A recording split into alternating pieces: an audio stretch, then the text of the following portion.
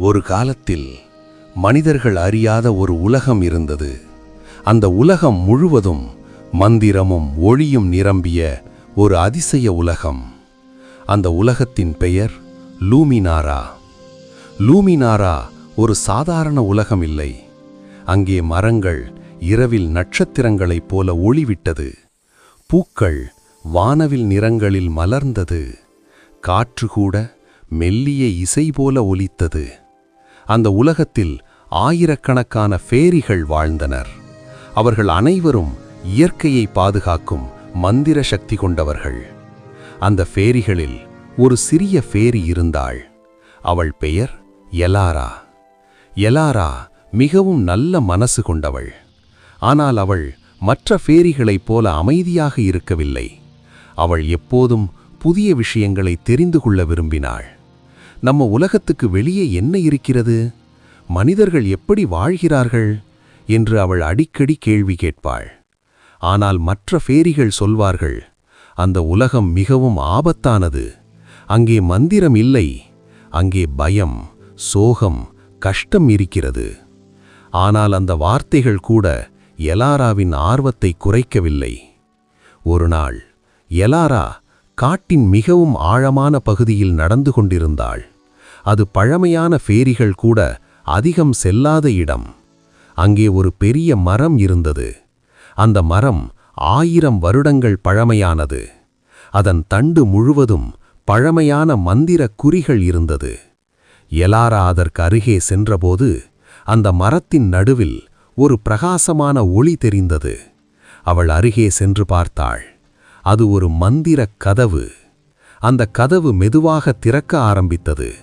அதன் உள்ளே இருந்து ஒரு ஆழமான குரல் கேட்டது.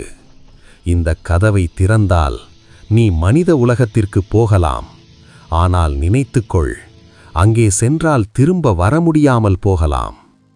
எலாரா சில நிமிடம் அமைதியாக இருந்தாள். அவள் இதயம் வேகமாக துடித்தது. ஆனால் அவள் மனதில் ஒரு எண்ணம் வந்தது. உலகத்தை பார்க்காமல் வாழ்வது வாழ்க்கை அல்ல.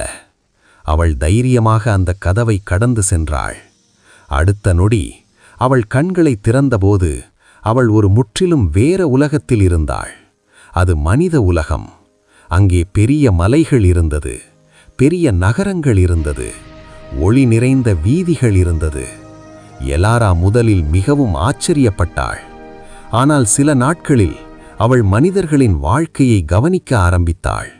சிலர் சந்தோஷமாக இருந்தனர், ஆனால் பலர் சோகமாக இருந்தனர். ஒரு இரவு ஒரு சிறிய குழந்தை காட்டில் வழிதவறி அழுது கொண்டிருந்தது. அவனுக்கு மிகவும் பயமாக இருந்தது. அப்போது எலாரா மெதுவாக அவன் அருகே பறந்து வந்தாள்.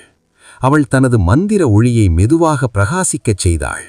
அந்த ஒளியை பார்த்த குழந்தை அதை பின்தொடர ஆரம்பித்தான். சில நிமிடங்களில் அவன் தனது வீட்டை கண்டுபிடித்தான். அந்த நாள் முதல் எலாரா ஒரு முடிவு செய்தாள். நான் மனிதர்களுக்கு உதவ வேண்டும். அதனால் அவள் இரவில் மட்டும் பறந்தாள். தவறி போனவர்களுக்கு வழிகாட்டினாள். சோகமாக இருந்தவர்களுக்கு அமைதி கொடுத்தாள். சில நேரங்களில் ஒரு உடைந்த மனசு கொண்ட மனிதர் வானத்தை பார்த்தால் ஒரு சிறிய ஒளி பறக்கும். அது ஒரு நட்சத்திரம் இல்லை, அது எலாரா ஃபேரி. அவள் இன்னும் மனித உலகை ரகசியமாக காப்பாற்றிக் கொண்டிருக்கிறாள்.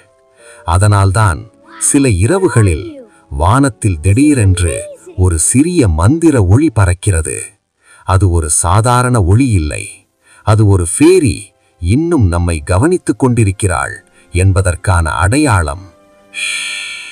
இந்த கதையை பற்றி உங்கள் கருத்தை கமெண்டில் பதிவிடுங்கள். மேலும் இதுபோன்ற கதைகளை கேட்க நமது சேனலை சப்ஸ்கிரைப் செய்யவும்.